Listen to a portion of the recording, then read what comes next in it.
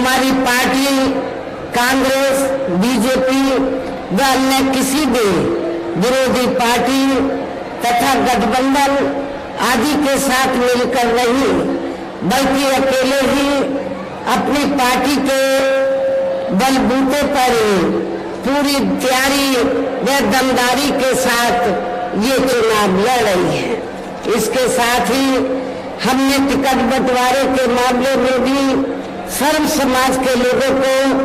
उचित भागीदारी दी है, जिनको कामयाब बनाने के लिए अपनी पार्टी के लोग पूरे जी जान से लगे हैं। आप लोगों को ये मालूम है कि आपके बस्ती मंडल में मुस्लिम आबादी काफी ज्यादा है, तो मुस्लिम आबादी को ध्यान में रखकर हमने संत कबीर नगर जो लोकसभा की सीट है और डुमरियागंज लोकसभा की सीट से हमने मुस्लिम समाज के कार्यकर्ता को, पार्टी के सिपाही को, कार्यकर्ता को यहाँ से अपना प्रत्याशी बनाया है। और आपके इधर बस्ती लोकसभा की सीट में अति पिछड़े वर्ग का वोट काफी ज्यादा है, इसलिए हमने यहाँ कुर्मी समाज के अपने कार्यकर्ता को यहाँ अपना प्रत्याशी बनाया है। हालांकि आज यहाँ आपकी इकट्ठा हुई अपार भीड़ व भीड़ के जबरदस्त जोश को भी देखकर अब मुझे भी ये काफी हद तक भरोसा हो गया है कि पिछली बार की तरह इस बार भी आप लोग अपने प्रदेश से या लोकसभा आम चुनाव में अपनी पार्टी का बेहतर रिजल्ट जरूर लाएंगे। इसके लिए अब मैं आप लोगों का ध्यान कुछ जरूरी बातों की तरफ दिलाना चाहती हूँ और इस संबंध में विशेषकर मैं कांग्रेस, बीजेपी व इनके अन्य सभी सहयोगी दलों के बारे में ये कहना चाहूंगी कि आजादी के बाद शुरू में केंद्र व देश के काफी राज्यों में भी ज्यादातर सत्ता यहाँ कांग्रेस पार्टी के ही खाते में केंद्रित रही है, किंतु इनके अधिकांश मामलों में रही गलत नीतियों एवं गलत कार्य प्रणाली आदि की वजह से फिर इस पार्टी को केंद्र में काफी राज्यों की भी सत्ता से बाहर होना पड़ा है तथा यही स्थिति इनकी सहयोगी पार्टियों की भी बनी रही है, जिसके कारण ही फिर पिछले कुछ वर्षों से बीजेपी व इनके सहयोगी दल केंद्र एवं काफी राज्यों की भी सत्ता में काबिज हो गए हैं, लेकिन इनकी भी ज्यादातर रही जातिवादी, पूंजीवादी, संकीर्ण, सांप्रदायिक व देशपूर्ण नीतियों एवं कार्य प्रणाली आदि से तथा इनकी कथनी व करनी में भी काफी अंतर होने की वजह से अब ऐसा लगता है इस बार ये पार्टी भी यानी कि भारतीय जनता पार्टी भी केंद्र की सत्ता में आसानी से वापस आने वाली नहीं है, बशर्ते यदि ये चुनाव इस बार फ्री एंड फेयर होता है, पूरे तौर से फ्री एंड फेयर होता है तथा आम चर्चा के मुताबिक वोटिंग मशीनों में भी कोई गड़बड़ी आदि नहीं की जाती है और वैसे भी इस बार चुनाव में इनकी कोई भी पुरानी व नई चल रही नाटकबाजी, जुमलेबाजी व गारंटी आदि काम में आने वाली नहीं है, क्योंकि अब देश की जनता काफी हद तक इस बात को समझ चुकी है कि इनकी पार्टी ने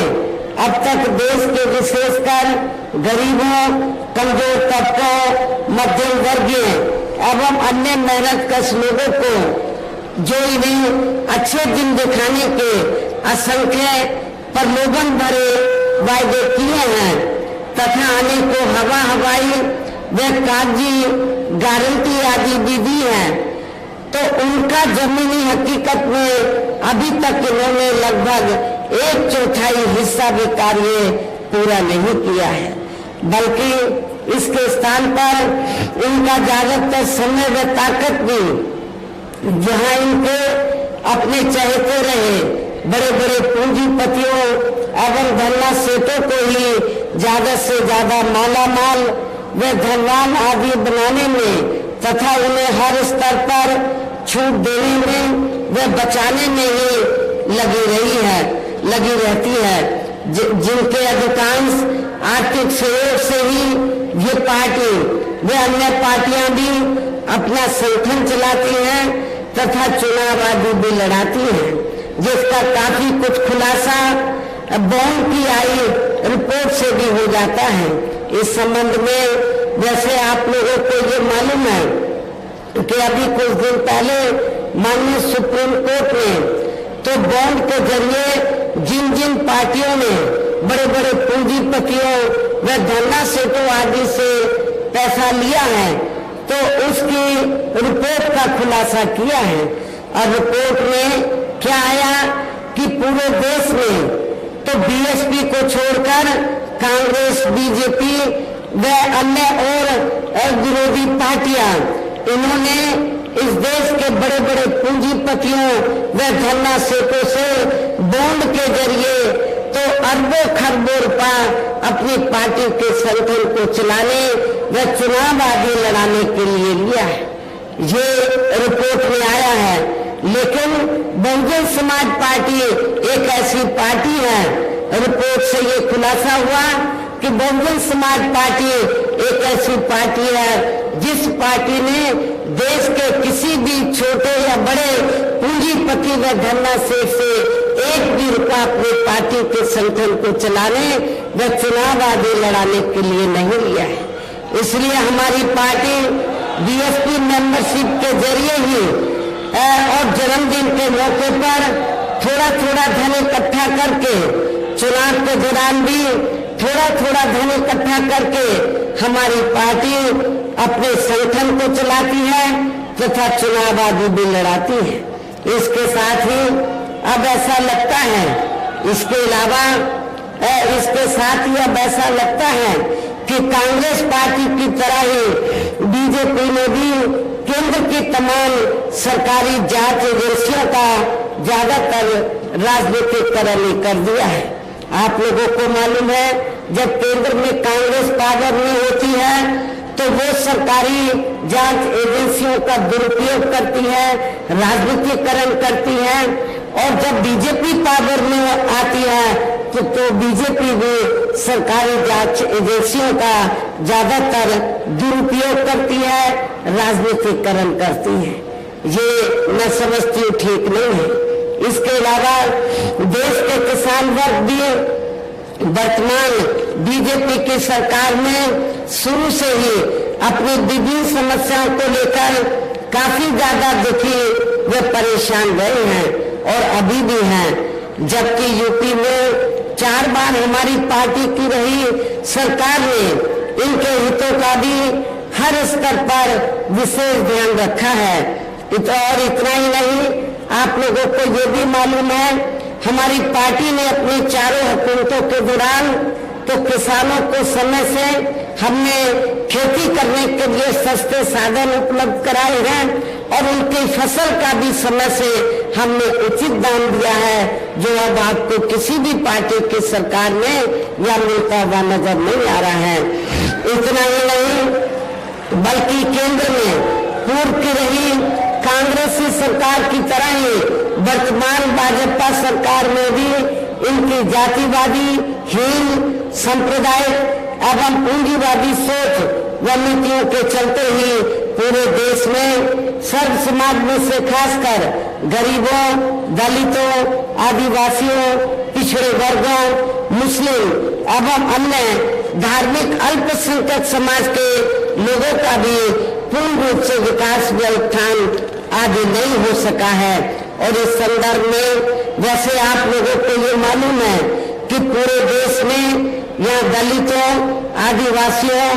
एवं अन्य पिछड़े वर्गों का सरकारी नौकरियों में वर्षों से अधूरा पड़ा आरक्षण का कोटा भी अभी तक पूरा नहीं भरा गया है। विशेषकर एससी व एसटी वर्गों के सरकारी कर्मचारियों का पदोन्नति में आरक्षण भी अब काफी हद तक प्रभावहीन बना दिया गया है। और आप लोगों को ये मालूम है, जब समाजवादी पार्टी सत्ता में थी तो समाजवादी पार्टी ने इन वर्गों के कर्मचारियों का पदोन्नति में आरक्षण बिल्कुल ही समाप्त कर दिया था, खत्म कर दिया था। तो क्या आप लोग दलित और आदिवासी लोग, क्या आप लोग ऐसी समाजवादी पार्टी को वोट देंगे? मैं समझती हूँ कि आप लोग बिल्कुल भी ऐसी पार्टी को माफ नहीं करेंगे, वोट नहीं देंगे। साथ ही केंद्र व राज्यों में भी विरोधी पार्टियों की नई सरकारों में इन सभी वर्गों को प्राइवेट सेक्टर में आरक्षण दिए जाने की व्यवस्था किए बिना ही इनकी सरकारों के ज्यादातर सरकारी कार्य अब प्राइवेट सेक्टर के जरिए ही इनके बड़े बड़े पूंजीपतियों व धन्ना सेठों आदि को ही दिए जाने के कारण अब इनको पूरे देश में आरक्षण का बहुत कम ही लाभ मिल पा रहा है। इसी प्रकार इनका अन्य और मामलों में भी शोषण में उत्पीड़न आदि होना अभी तक भी बंद नहीं हुआ है। इसके साथ साथ मुस्लिम व अन्य धार्मिक अल्पसंख्यक समाज के लोगों की भी हालत हर स्तर पर वह काफी ज्यादा खराब व दयनीय बनी हुई है। इतना ही नहीं बल्कि पिछले कुछ वर्षों से केंद्र के अधिकांश राज्यों में भी बीजेपी व आरएसएस की सरकारों के चलते हुए अब इनका विकास एवं उत्थान आदि होना भी काफी हद तक बलशाली हो गया है। आए दिन इन पर खासकर हिंदुत्व की आड़ में हो रही जुल्म जाति भी यह काफी ज्यादा चरम सीमा पर पहुंच चुकी है। इसके साथ साथ अपर कास्ट समाज में से विशेषकर गरीब लोगों की भी हालत हमें कोई खास अच्छी नजर नहीं आती है। इनकी गलत कृषि नीतियों के कारण किसान वर्ग भी आए दिन आंदोलित रहता है। साथ ही इनके गलत आर्थिक नीतियों की वजह से देश की अर्थव्यवस्था पर भी इसका काफी बुरा प्रभाव पड़ा है, जिससे यह विशेषकर छोटे एवं मध्यम वर्गीय व्यापारी वर्ग भी काफी ज्यादा दुखी व परेशान है। और अब केंद्र में पूर्व की रही सरकारों की तरह ही वर्तमान भाजपा सरकार में भी यहाँ पूरे देश में गरीबी, बेरोजगारी एवं महंगाई आदि भी लगातार काफी ज्यादा बढ़ रही है। देश में हर स्तर पर फैला भ्रष्टाचार भी अभी तक भी खत्म नहीं हुआ है। ऐसे में अब आप लोगों को देश में हो रहे लोकसभा चुनाव में कांग्रेस, बीजेपी व इनकी सहयोगी पार्टियों को भी केंद्र की सत्ता में आने से जरूर रोकना है। जिनकी गलत नीतियों व गलत कार्य प्रणाली आदि को आप लोग काफी हद तक आजमा भी चुके हैं। ऐसी स्थिति में अब ये विरोधी पार्टियां इस चुनाव में भी किस्म किस्म के साम दाम दंड भेद आदि अनेकों हथकंडे इस्तेमाल करके केंद्र की सत्ता में आने की पूरी कोशिश में लगी हैं, जिनसे अपनी पार्टी के लोगों को हर स्तर पर काफी ज्यादा सावधान रहना है। और इस मामले में विरोधी पार्टियां अपने अपने पक्ष में हवा बनाने के लिए खासकर मीडिया, ओपिनियन पोल व सर्वे आदि का जो बड़े पैमाने पर इस्तेमाल कर रहे हैं, तो उनसे भी अपनी पार्टी के लोगों को बिल्कुल भी गुमराह नहीं होना है। इसके साथ ही विरोधी पार्टियों के विभिन्न रूपों में जारी किए गए इनके हवाई व प्रलोभन भरे चुनावी घोषणा पत्रों एवं वायदों आदि के बहकावे में भी अपनी पार्टी के लोगों को कतई नहीं आना है, जिन्हें ये पार्टियां चुनाव खत्म होने के बाद ज्यादातर अमल में नहीं लाती हैं। और अभी जिन पर से देश की जनता का अधिकांश विश्वास ही उठ गया है, यही खास वजह है कि हमारी पार्टी किसी भी चुनाव में अपनी पार्टी का कोई भी चुनावी घोषणा पत्र आदि जारी नहीं करती है। वैसे भी हमारी पार्टी किसी भी चुनाव में कहने में बहुत कम बल्कि कार्य करके दिखाने में ही ज्यादा विश्वास रखती है। और इस बात का सबसे बड़ा सबूत ये है कि उत्तर प्रदेश में 4 बार हमारी पार्टी के नेतृत्व में रही सरकार ने चुनाव में अपनी पार्टी के बिना कोई जारी किए गए चुनावी घोषणा पत्र के ही प्रदेश व आम जनहित में काफी कुछ ऐतिहासिक कार्य करके दिखाए हैं, जिनके अब देश में अधिकांश पार्टियों की सरकारें काफी नकल भी कर रही हैं। जबकि इस मामले में हमारी पार्टी का ये कहना है कि यदि इन पार्टियों के स्थान पर केंद्र में हमें अपनी पार्टी की सरकार बनाने का मौका मिलता है तो तब फिर हमारी पार्टी की बनी सरकार केंद्र में यहाँ तक की रही सभी विरोधी पार्टियों की सरकारों की तरह केवल हवाई व कागजी कार्य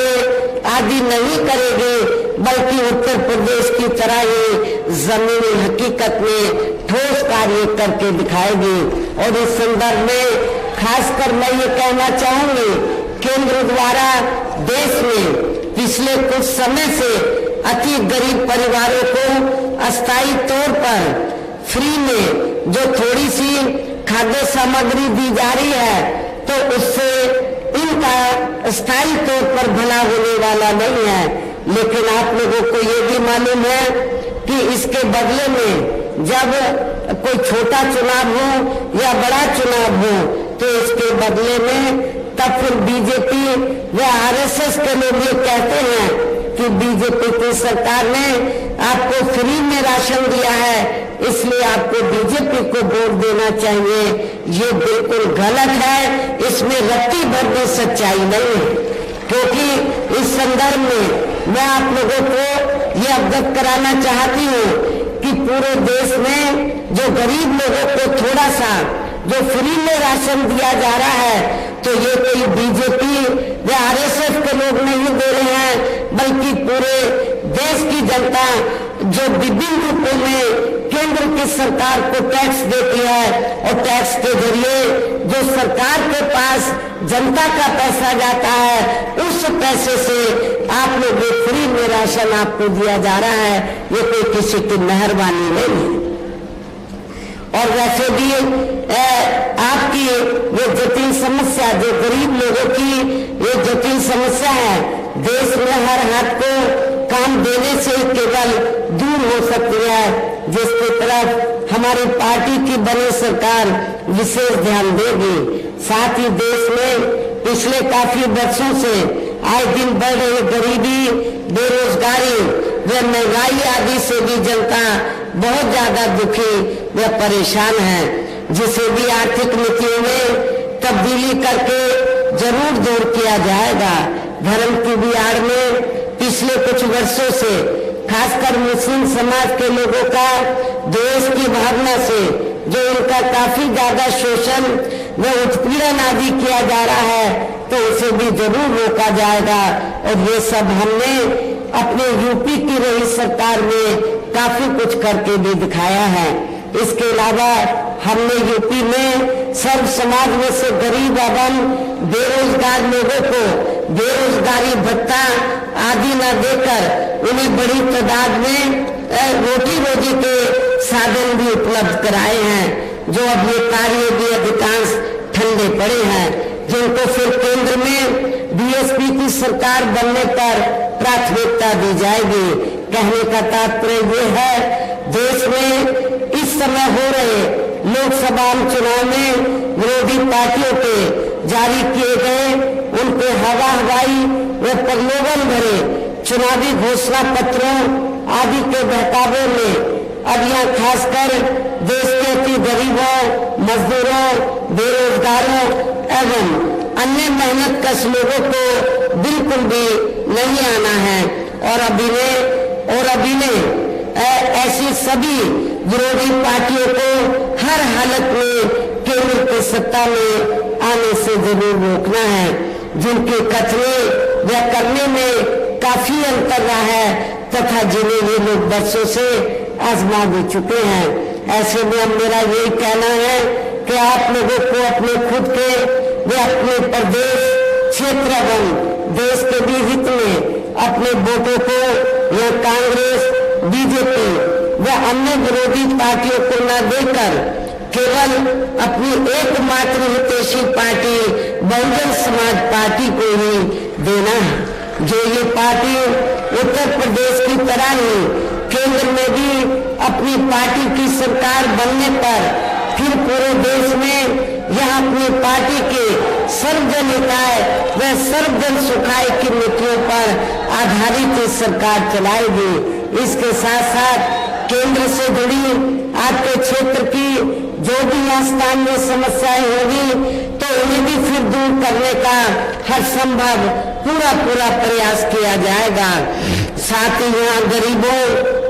मजदूरों, बेरोजगारों, कर्मचारियों, किसानों, छोटे व्यापारियों एवं अन्य मेहनतकश लोगों के हितों का भी विशेष ध्यान रखा जाएगा। सर्व समाज में से खासकर दलितों, आदिवासियों, पिछड़े वर्गों, मुस्लिम व अन्य धार्मिक अल्पसंख्यक समाज के लोगों के विकास एवं उत्थान के साथ साथ हर स्तर पर उनकी सुरक्षा आदि के लिए भी जरूरी कदम उठाए जाएंगे। और तभी फिर यहाँ वास्तव में अपने देश के महान संतों, गुरुओं व महापुरुषों ने भी विशेषकर महात्मा ज्योतिबा फूले, श्री छत्रपति शाहू जी महाराज, श्री नारायण गुरु, बाबा साहब डॉक्टर भीमराव अम्बेडकर एवं मान्यवर श्री कांशीराम जी आदि का अधूरा रहा सपना जरूर साकार हो सकता है, जिनको यूपी में